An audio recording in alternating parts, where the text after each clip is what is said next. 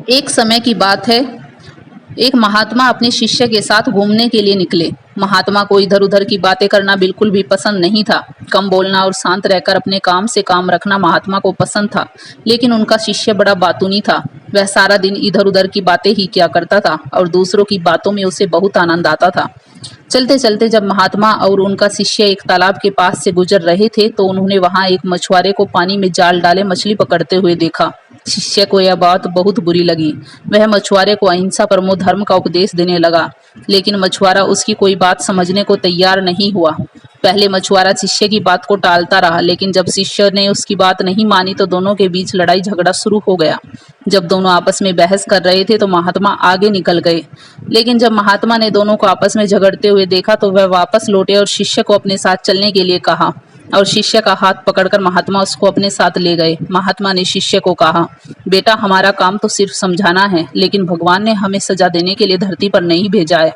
शिष्य ने कहा, गुरुजी, हमारे राजा को इस तरह के लोगों के बारे में पता है, फिर वे इनको दंड क्यों नहीं देते? आखिर इस तरह के लोगों को सजा कौन देगा? शिष्य की बात सुनकर महात्मा ने कहा कि बेटा, तुम परेशान मत हो। इनको सजा देने वाले भी एक अलौकिक शक्ति इस दुनिया में मौजूद है जो सब कुछ जानती है। भगवान की नजर सबके ऊपर है और वह सबके कर्मों का हिसाब रखते हैं। इसलिए तुम अभी चलो, तुम्हारा उससे झगड़ा करने का कोई फायदा नहीं है। शिष्य गुरुजी की बात सुनकर संतुष्ट हो गया और उनके साथ चल दिया। इस बात को बीते हुए 2 वर्ष का समय निकल चुका था। एक दिन महात्मा और उनका शिष्य फिर उसी नदी के पास से गुजर रहे थे। शिष्य भी 2 साल पहले वाली मछुआरे की घटना भूल चुका था। वहां उन्होंने एक घायल सांप को देखा जो बहुत परेशानी में था। उस सांप को हजारों चींटियां नोच नोच कर खा रही थी। शिष्य ने यह दृश्य देखा तो उसका दिल करुणा से भर गया। उससे यह सब देखा नहीं गया। वह सांप को बचाने के लिए जाने ही लगा था कि महात्मा ने उसका हाथ पकड़ लिया और उसको जाने से मना कर दिया। शिष्य ने गुरु से पूछा, आप मुझे सांप को बचाने के लिए क्यों नहीं जाने दे रहे हैं? महात्मा ने कहा, इस सांप को अपने कर्मों का फल भोगने दो। अगर तुमने इसको बचाने की कोशिश की तो इस बेचारे को अगले जन्म में फिर यह दुख भोगने पड़ेंगे, क्योंकि कर्म का फल सभी को भोगना पड़ता है। शिष्य ने महात्मा से पूछा कि गुरुजी, इसमें ऐसा कौन सा कर्म किया है जो यह इतना भयंकर कष्ट भोग रहा है? महात्मा ने कहा कि यह वही मछुआरा है जिसको तुमने 2 साल पहले मछलियों को ना मारने का उपदेश दिया था और वह तुम्हारे साथ लड़ने के लिए तैयार हो गया था।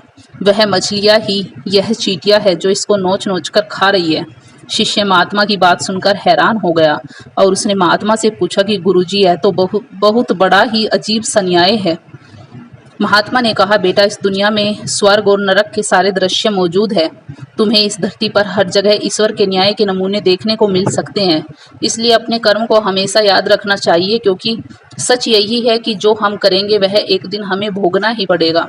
महात्मा ने कहा कि हमारे जीवन का हर पल बहुत ही कीमती है, इसलिए इस जीवन को बुरे कर्म करके बर्बाद नहीं करना चाहिए। शिष्य को गुरुजी की बात समझ में आ गई। तो इस कहानी से शिक्षा मिलती है दोस्तों कि यदि हम अपने जीवन में बहुत ज़्यादा अच्छे कर्म करते हैं तो उसी के फलस्वरूप भगवान हमारे साथ न्याय करेंगे। इसलिए हमें जीवन में हमेशा अच्छे कर्म करने चाहिए।